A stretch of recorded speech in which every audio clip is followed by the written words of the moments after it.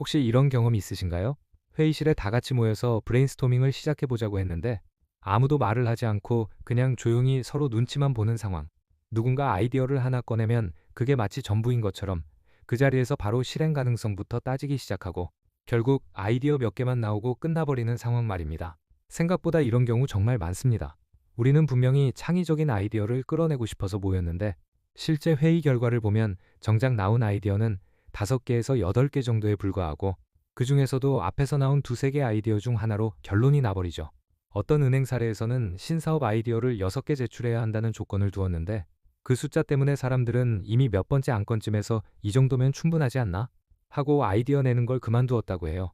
다들 시간이 부족하니까 빠르게 결론을 내려야 한다는 압박 속에서 이미 나온 대안 중에 가장 안전한 걸 택하고 싶어 하죠. 하지만 정말 그게 최선의 방식일까요? 오늘 말씀드릴 내용은 아이디어 물량 공세라는 책의 내용을 일부 발췌했습니다. 새로운 아이디어와 창의성이 필요한 개인, 기업 모두에게 도움이 되는 책입니다. 그럼 시작해 보겠습니다. 브레인스토밍이 실패하는 진짜 이유는 사람의 심리 때문입니다. 이 책에서는 4가지 심리적 장벽을 말하고 있습니다. 그중 첫 번째는 압박감입니다. 회의 시간은 한정되어 있고 리더는 결과를 원하죠. 그러면 자연스럽게 사람들은 창의성보다는 빨리 무언가를 제시해야 한다는 부담을 느낍니다. 이때 누군가 아이디어를 하나 내면 그게 좋은 아이디어든 그렇지 않든 이 정도면 됐지라는 분위기가 형성되면서 더 이상 아이디어가 나오지 않게 됩니다. 그리고 반복해서 말하는 사람의 의견이 점점 진지하게 받아들여지는 상황도 생깁니다.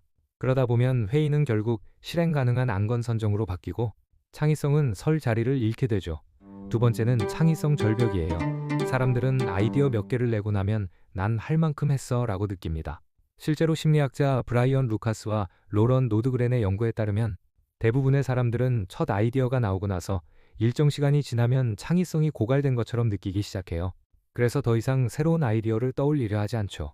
하지만 아이러니하게도 진짜 창의적인 아이디어는 바로 그 지점을 넘긴 이후에 나온다고 합니다. 우리는 생각보다 더 많은 가능성을 가지고 있는데도 스스로 한계를 만들어버리는 셈이죠. 세 번째는 기준점 편향입니다.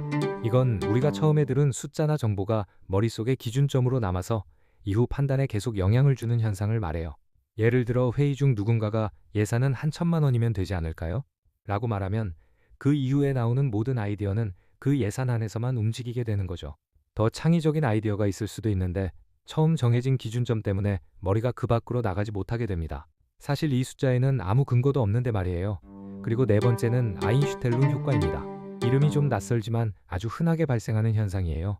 간단히 말해서 우리가 어떤 문제를 해결하는데 익숙한 방식이 하나 떠오르면 그 방법에만 집착하게 돼서 다른 대안은 잘 보이지 않게 된다는 겁니다. 일종의 고정관념 같은 거예요. 예전에 한번 성공했던 방식이 있다면 우리는 그걸 또 반복하고 싶어 하죠. 그런데 그게 지금 상황에는 맞지 않을 수도 있는데도 우리는 익숙함에 머무르게 됩니다. 이렇게 보면 브레인스토밍이 잘 안 되는 건 단순히 사람들이 게으르거나 창의적이지 않아서가 아니라 인간의 인지적 특성 때문이라는 걸 알 수 있습니다. 그럼 이런 문제를 해결하려면 어떻게 해야 할까요? 우선 창의적인 아이디어는 보통 처음이 아니라 후반부에 나온다는 걸 기억해야 합니다. 아이디어를 많이 내는 게 중요한 이유는 숫자가 쌓이면서 점점 더 창의적인 사고가 나오기 때문이에요. 예를 들어 30개 아이디어를 목표로 한다고 하면 처음 10개는 기존 방식에 가까울 거고 중간 10개는 약간 새로운 시도, 그리고 마지막 10개쯤에서야 진짜 참신한 아이디어가 등장하는 경우가 많습니다. 그래서 아이디어 수를 정해두고 버티는 힘이 필요해요. 또 하나 중요한 건 평가와 아이디어 생성을 분리하는 겁니다. 아이디어를 낼 때는 절대 평가하지 말고 그냥 쏟아내야 해요. 괜찮은 아이디어든 말도 안 되는 아이디어든 일단 다 받아주는 분위기 속에서 창의성이 살아납니다. 그 다음에 따로 시간 내서 평가하면 되죠.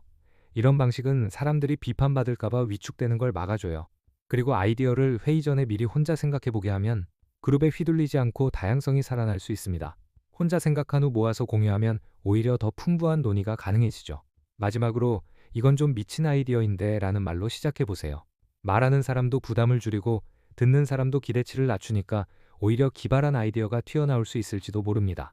결국 브레인스토밍이 실패하는 이유는 사람들의 태도나 재능이 아니라 그 환경과 방식 때문입니다. 아이디어는 훈련된 창의적 시스템 속에서 자랍니다. 회의 방식, 아이디어 내는 순서, 평가하는 방법을 바꾸는 것만으로도 결과는 완전히 달라질 수 있어요. 그러니까 지금 회의에서 아무 아이디어도 안 나왔다고 실망하지 마세요. 우리가 잘못한 게 아니라 프로세스가 잘못됐던 걸지도 모릅니다. 오늘 영상이 여러분의 팀 회의에 작은 힌트가 되었길 바라면서 저는 다음 영상에서 또 더 재미있고 유용한 이야기로 찾아오겠습니다.